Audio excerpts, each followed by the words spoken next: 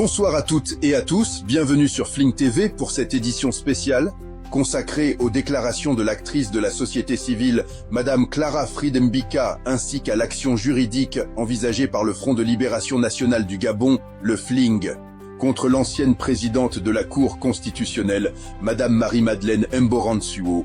Le président Brice Clotaire Oligui Nguema avait rappelé que l'accident vasculaire cérébral subi par Ali Bongo Ondimba en octobre 2018 avait considérablement réduit sa capacité à exercer pleinement ses fonctions.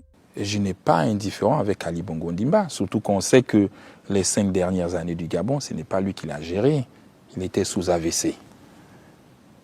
Donc il n'était pour rien, ce n'est pas lui qui prenait toutes ces décisions. On sait qui avait la machine et qui tenait les décisions. Sa femme et son fils. Vous avez répondu.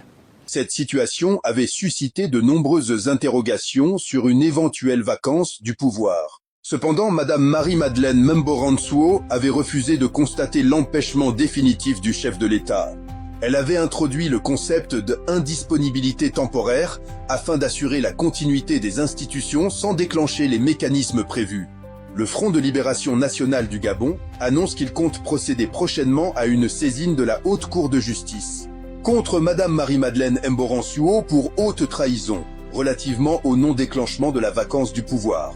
En soutien aux prises de position de Madame Clara Friedenbika, démocratique gabonais qui s'est tenu en 2023, Monsieur Ali Bongo Ondimba annonça qu'il était absent pendant 5 longues années.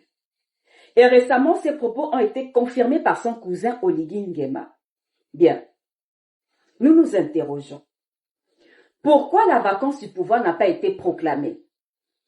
Pourquoi les responsables des institutions compétentes, à l'instar de Madame Bourontsou et les différents premiers ministres de l'époque, n'ont-ils pas respecté cette disposition constitutionnelle? Vous êtes donc complices, sinon responsables, du coup d'État institutionnel organisé par Sylvia Bongo et Nourdine Bongo.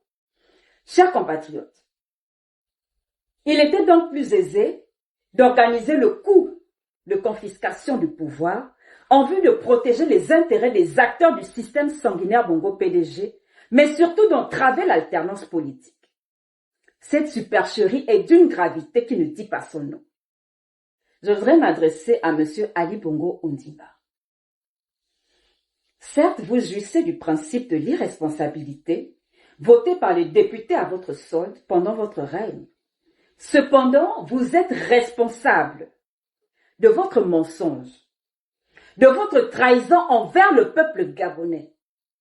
Car en 2023, votre état de santé ne vous permettait pas de candidater à la présidentielle. Vous avez des comptes à rendre au peuple gabonais. Parce que c'est votre mensonge qui a conduit au coup de confiscation du pouvoir. Assurément, vous êtes habitué à un narratif qui vous caresse dans le sens du poil, permettez-moi l'expression, mais je vais vous révéler certaines vérités.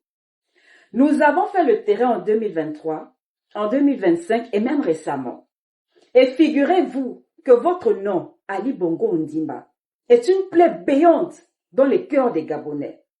Votre nom, Ali Bongo Ondimba, représente une plaie béante, infectée dans les cœurs des Gabonais. Ali Bongo Ondimba représente le vol, le viol, l'escroquerie, la corruption, les crimes rituels, l'homosexualité, la franc-maçonnerie, l'appauvrissement du peuple gabonais. Continuez à chanter vos antiennes. Vous ne reviendrez plus au pouvoir, ni vous, ni l'un de vos valets, responsables du chaos du Gabon. Aussi, avons-nous tous des yeux spirituels et sommes-nous informés de la chute imminente de votre cousin Oligui Nguema. Mais sachez une chose, le Gabon n'appartient pas au Bongo. Le Gabon n'est pas la propriété des Bongo. Je répète, le Gabon n'appartient pas aux 2 panthères noires dont vous et votre sœur. Mais il appartient aux 2,5 millions d'habitants que nous sommes. Et parmi ces habitants, il y a des patriotes, des souverainistes qui sont capables de mieux diriger ce pays et qui n'appartiennent pas à votre système démoniaque. Après la chute de votre cousin, il y aura certainement une période trouble. Mais après cela, un patriote prendra le pouvoir. Je vous remercie. Cette action vise à dénoncer l'atteinte à l'ordre constitutionnel. Selon le FLING, la Constitution prévoyait des mécanismes permettant de constater l'empêchement définitif. Mais la Cour constitutionnelle avait modifié l'interprétation de l'article 13 pour permettre au vice-président d'assurer certaines fonctions. Le maintien d'Ali Bongo à la tête de l'État, malgré son incapacité, aurait ainsi porté atteinte au fonctionnement normal des institutions. Le FLING considère que cette décision a favorisé la confiscation du pouvoir et compromis le fonctionnement régulier de la République. C'était une édition spéciale de FLING TV. Merci de votre fidélité. Restez connectés pour nos prochaines analyses. Je suis Kassa Nzigou. Bonne soirée à tous.